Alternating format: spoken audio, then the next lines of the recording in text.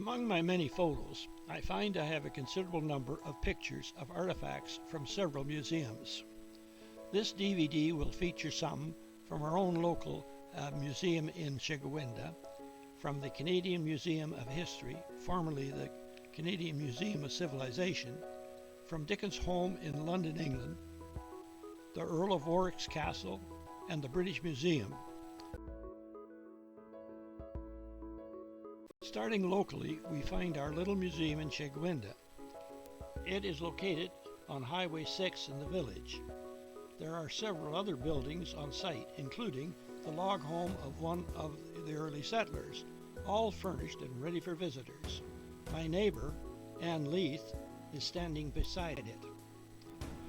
Where there is writing, I promise to wait until you have had time to read it.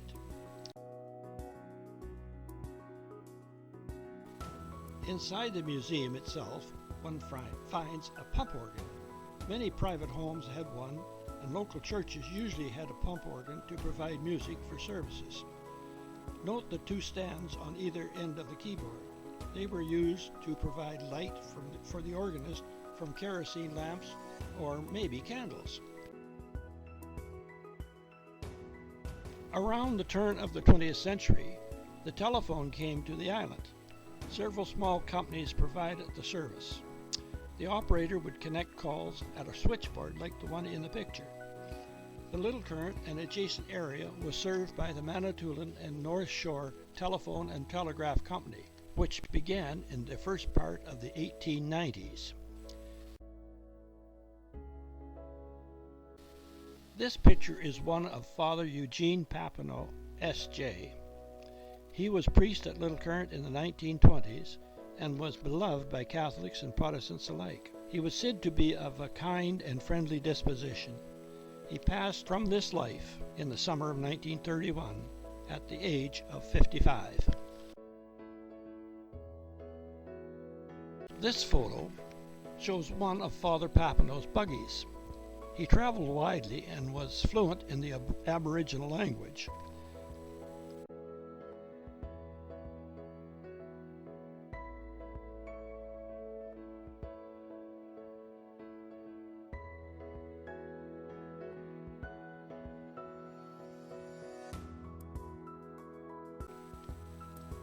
This large radio was expensive and was a feature of the home of relatively affluent residents in the 1920s, 30s, and 40s. By 1950, people were on the verge of getting the newest thing in communications entertainment, the television. Since Manitoulin is an island, a lot of transportation was by water. In this picture, a two-cylinder gasoline engine for a small boat is shown. In those days, cylinders were really cylinders.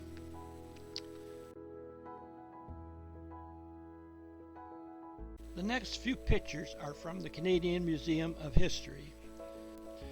Here is the lobby of the museum featuring a dog sled with its dogs. This display shows the construction of a Birchbark Canoe. Of course, the early means of summer travel was by water, using canoes of various sizes, depending on its intended uses. It wasn't until the early to mid-1800s that steamboats showed up on the Great Lakes.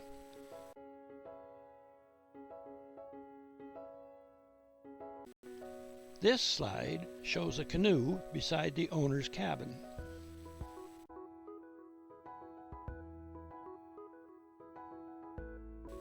This display shows Aboriginal clothing from yesteryear.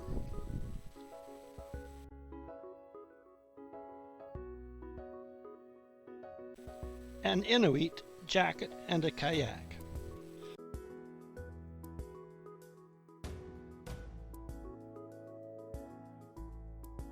A large and colorful Aboriginal painting.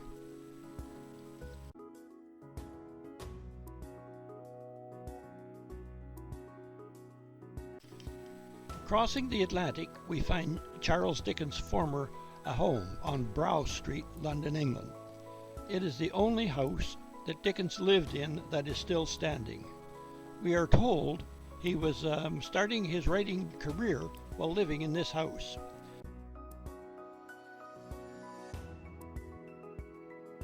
Land in London was precious, even in the 1840s, as evidenced in Dickens' non-existent front yard and, by our standards, a minimal backyard.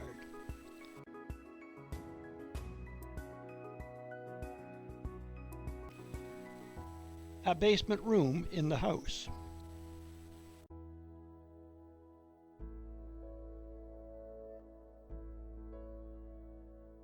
The wine cellar.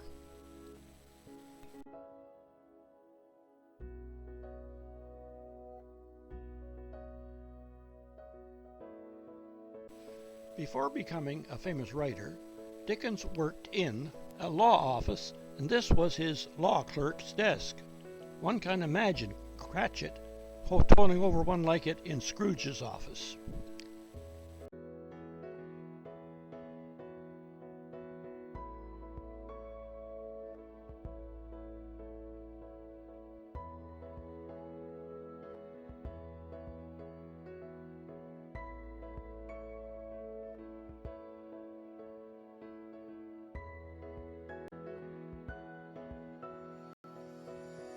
The house was narrow and 3 floors tall.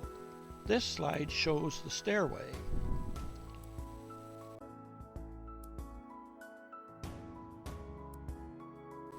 Rooms and hallway in Dickens' Brow Street home.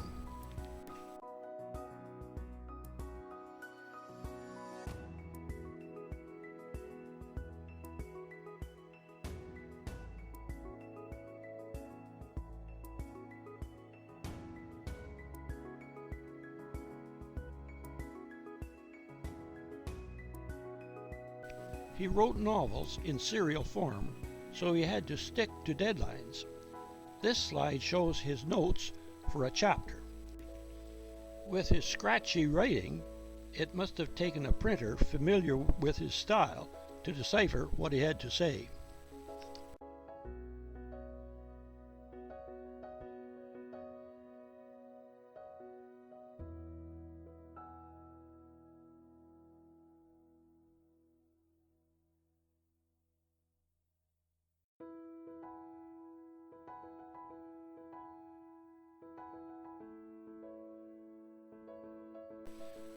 These are the steps in printing the manuscript.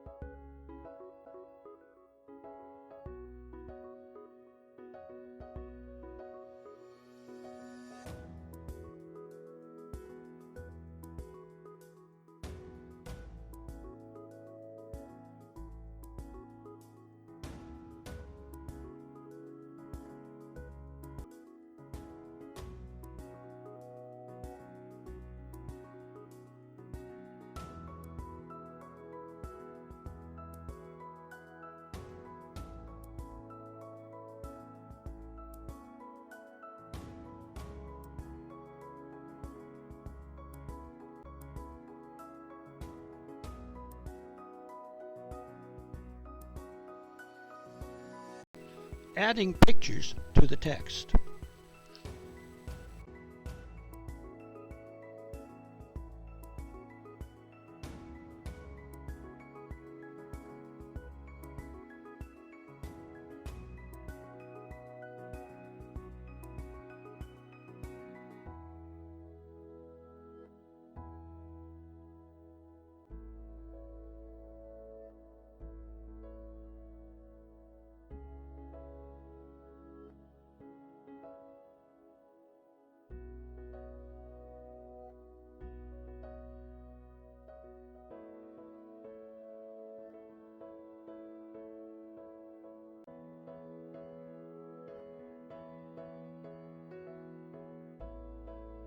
This is the room where Dickens' teenage sister-in-law, Mary Hogarth, died.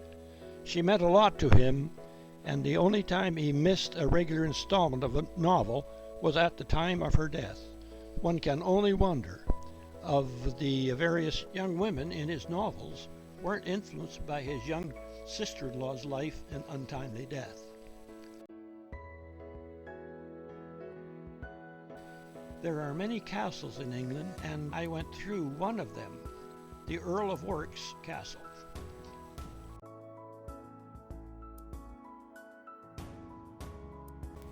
In these photos, one sees a hall replete with weapons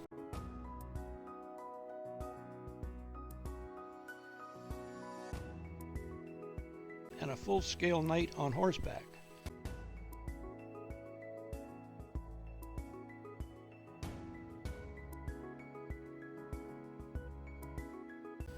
The residents must have known the castle layout very well, with so many halls and rooms.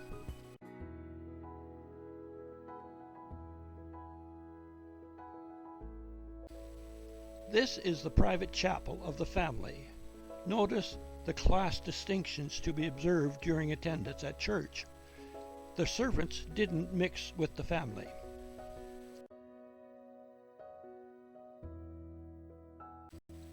The castle gate.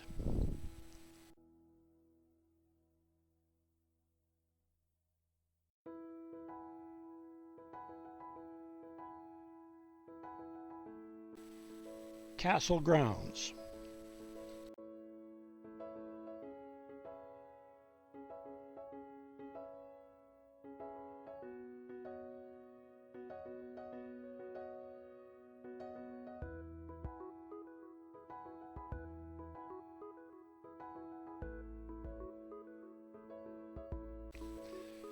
The next set of pictures were taken at the famous British Museum. This slide shows the main entrance to the Great Museum. There is a back entrance. I used it because it was close to my hotel.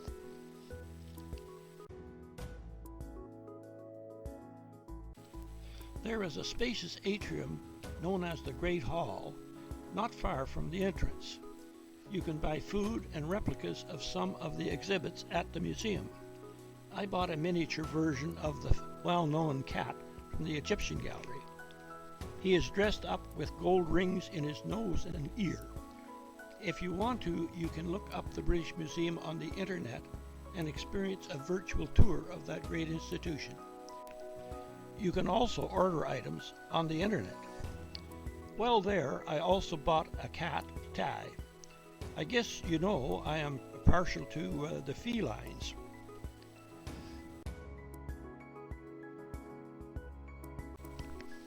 This slide is of an Egyptian art mural on the wall.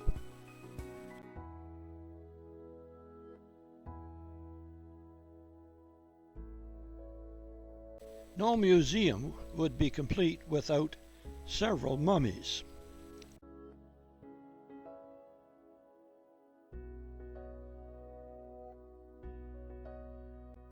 In the Egyptian Museum in Cairo, I was privileged to see the mummy of that great pharaoh, Ramses II. He's just skin and bones these days. South of Cairo, there is a small park with statues of the great pharaoh. We are told that when the sculptor has his knees bent, it means he was alive at the time of the work, and if his knee was straight, he was dead.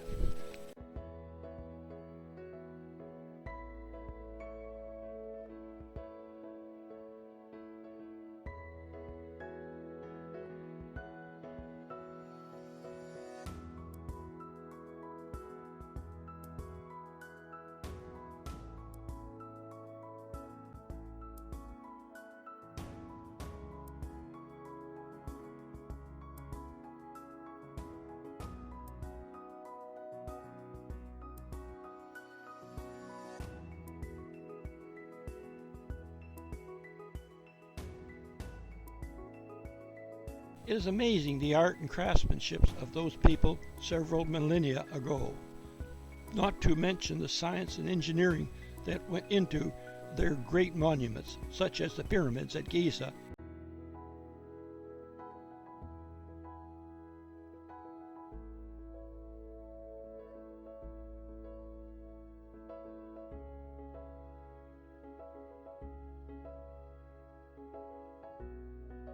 and the Sphinx. The latter dates back to the 3rd millennium BC, over 4,000 years ago.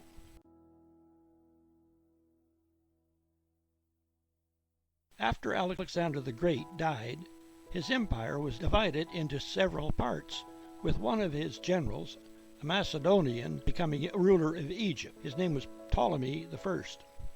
His dynasty lasted until the Romans absorbed Egypt into its vast empire. Before Rome expanded throughout the Mediterranean region, another great empire, the Assyrian, ruled a good deal of the Near East, including the Fertile Crescent. That is the semicircle of arable and fertile land from present-day Iraq right to the eastern shores of the Mediterranean.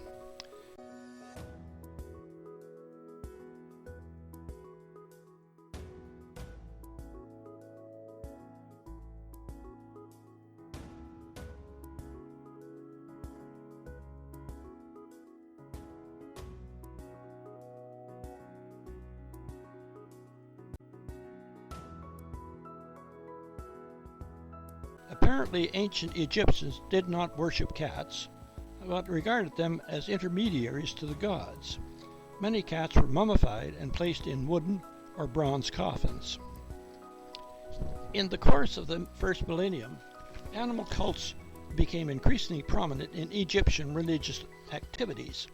It was at its peak after 305 BC during the Ptolemaic and Roman period.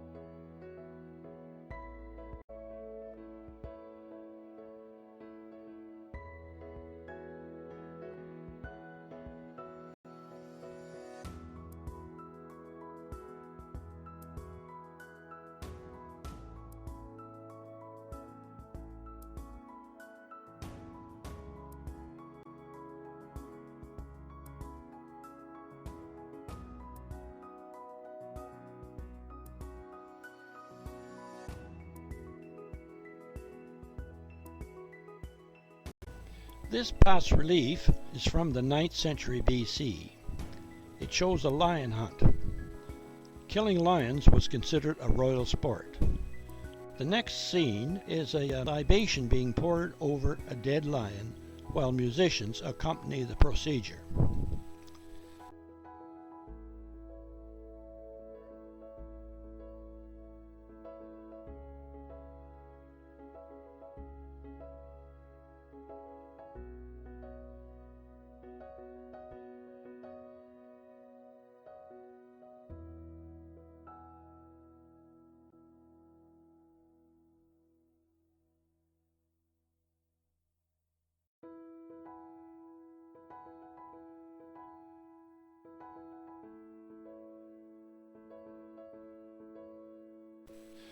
This slide is of Khorsabad Castle, built by Sargon II, king of Assyria, between 721 and 705 BC.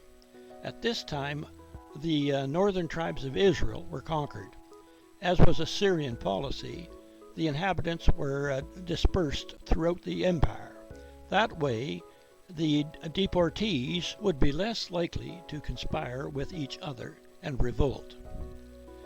The southern two tribes, Judah, had a close call when the Assyrian ruler, Sennacherib, besieged Jerusalem after conquering many Judean strongholds. Miraculously, the Assyrian forces withdrew. Many other cities or nations quietly surrendered and agreed to pay tribute. The Assyrians had a potent army and regularly inflicted horrible torture on anyone daring to rebel. Judah too had paid tribute to the empire.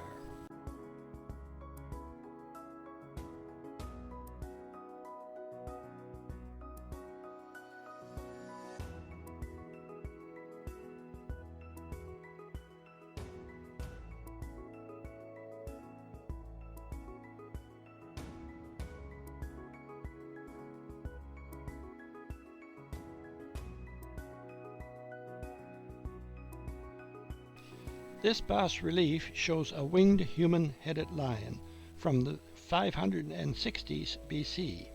It was thought to be a protective spirit guard at the entrance to maybe a banquet hall.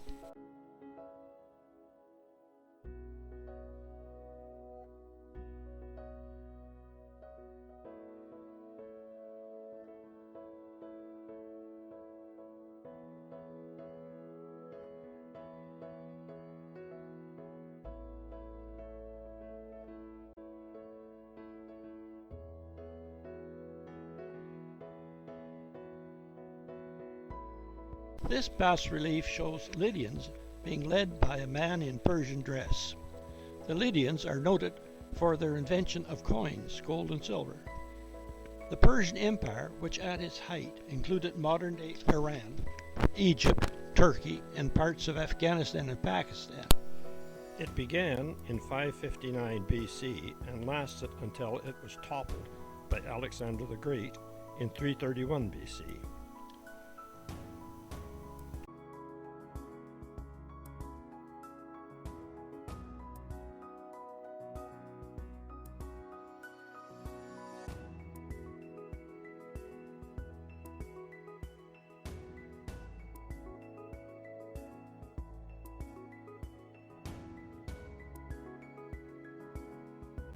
Carving sculptures at Persepolis, Iran. It was a center of government of the Persian Empire.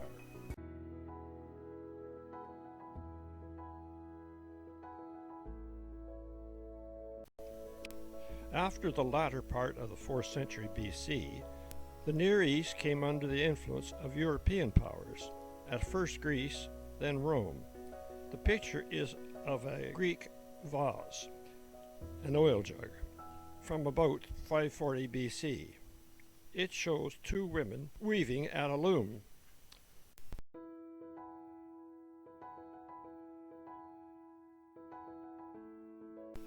Minerva, the patron goddess of Athens, sculpture from the 2nd century AD.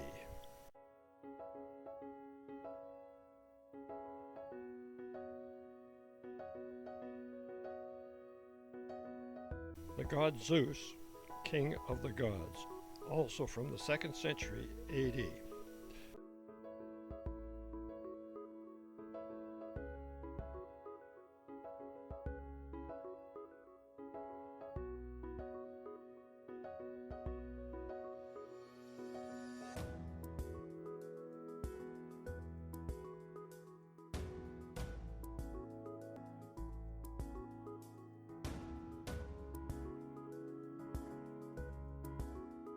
The Trojan prince Paris, a mythical figure who is said to have killed Achilles with a poisoned arrow during the Trojan War.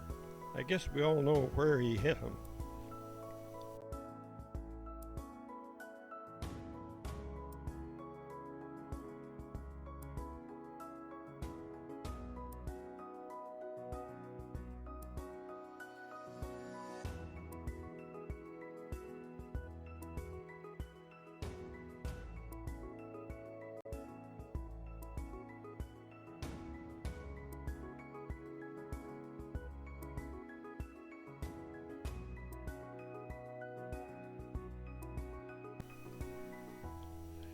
This picture shows a Roman wedding ceremony during the 2nd century AD.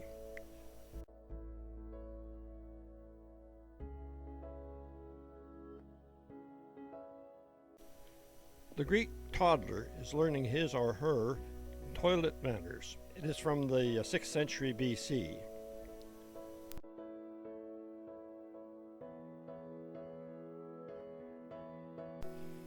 Greek and Romans of this era seem a lot more like modern people than their Middle Eastern contemporaries.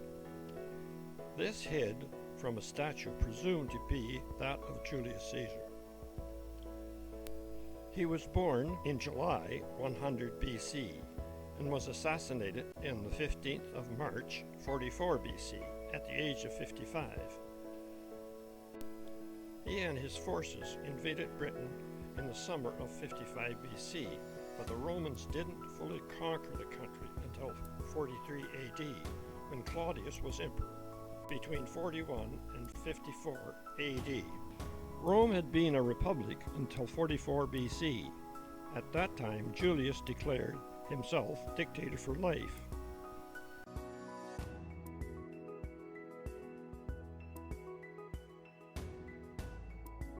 Marble head of the first Roman emperor, Caesar Augustus. He was emperor when Christ was born. He lived between 63 BC and 14 AD and had a very successful reign. His visage was widely seen throughout the empire. You may be familiar with Jesus' response to Jewish officials who asked rhetorically whose image was on a coin. On being told it was Caesar's, he told his questioners to render unto Caesar the things that are Caesar's, and to God the things that are God's.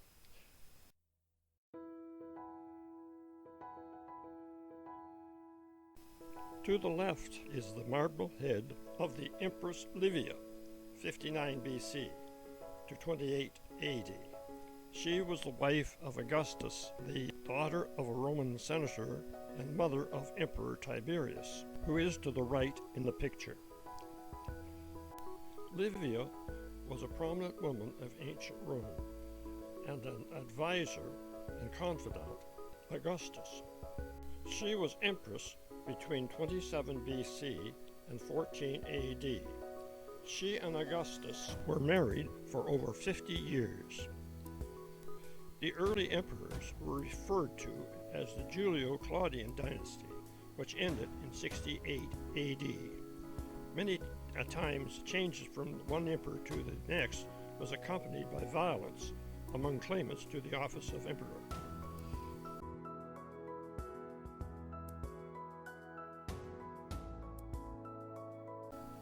This is the bust of Emperor Vespasian, who put down the Jewish revolt in the 60s and 70s AD.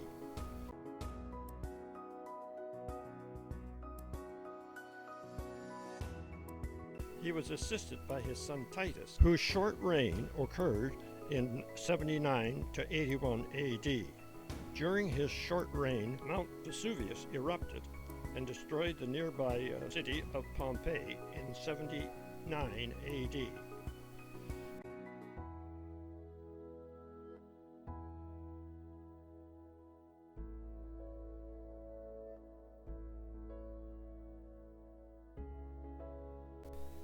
Emperor Hadrian had been ruler from 117 to 138 AD.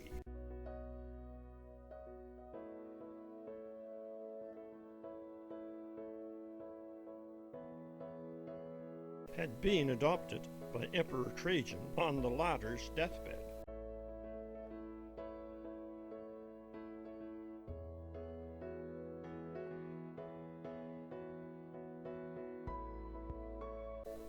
In the English-speaking world, Hadrian is probably best known for the wall he had built across Britain between the present-day England and Scotland. He also put down a Jewish revolt that occurred between 132 and 136 AD. That was the end of the Jewish presence in what is now Israel.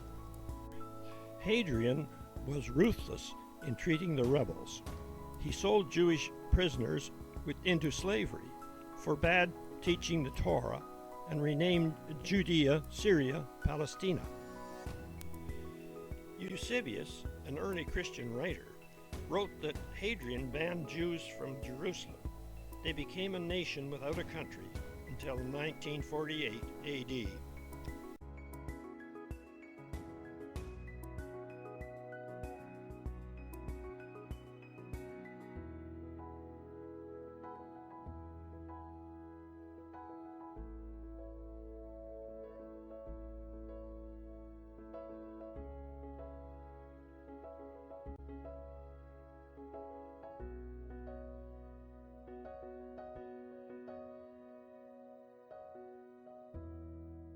Masada, historic site, is the place that the last Jewish fighters held their last stand.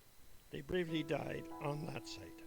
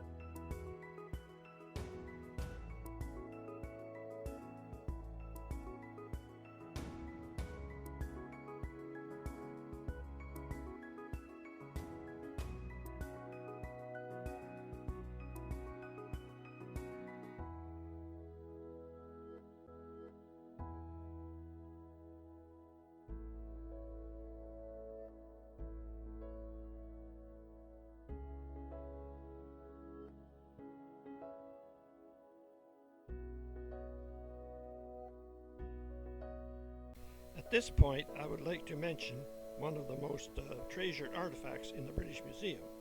It is the famous Rosetta Stone. It is a fragment of a larger stone slab, or I will also call a stela. On it is found a decree from March 27, 196 BC. The top of the stela records the decree in traditional Egyptian hieroglyphics, which were the everyday script of literate Egyptians. With it was the decree in Greek, the government language in Egypt during the Ptolemaic dynasty. Last and most important was the third language, which consisted of ancient hieroglyphics first used about 3500 BC. It was a forgotten language, but with the other versions, the stone experts were able to decipher the ancient script, which combined sounds and picture signs, thus opened up a window onto ancient Egyptian history.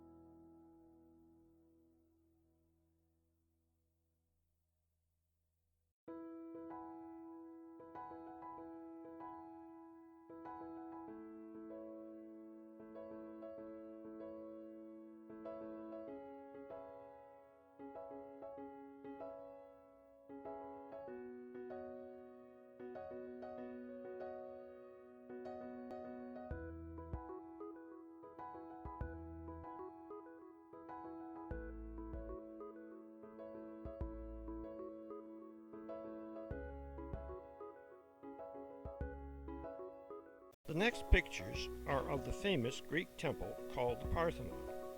It was used for more than just religious services. It was dedicated to Athens' patron goddess, Minerva. These sculptures from the building were acquired by Lord Elgin legally in 1803 from the Ottomans who ruled Greece at the time. They were referred to as the Elgin Marvels or Parthenon models. In more recent times, Greece has requested return of the statuary to their home country. The controversy continues.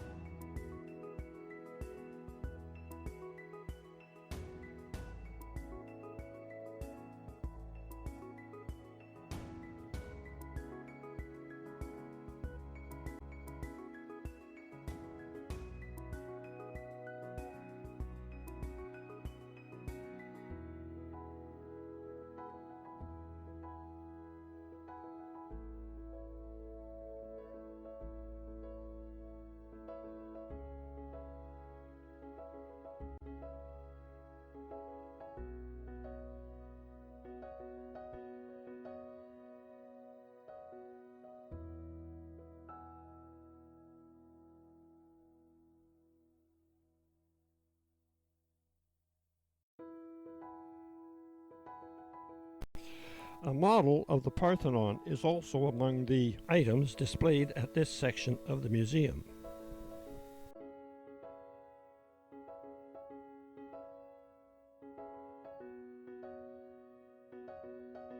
This artifact is from closer to home. It is a memorial pole made of red cedar in 1870.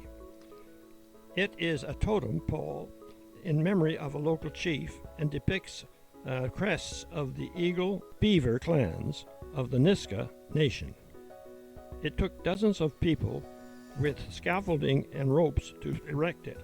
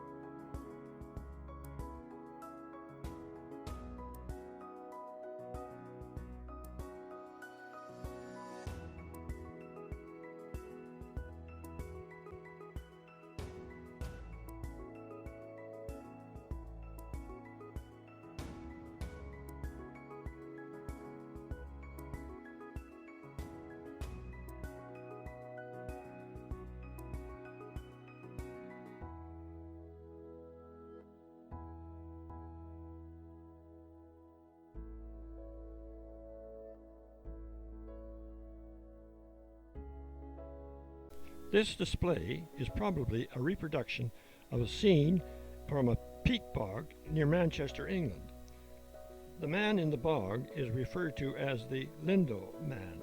Radiocarbon dating puts his time of death between 2 BC and 119 AD.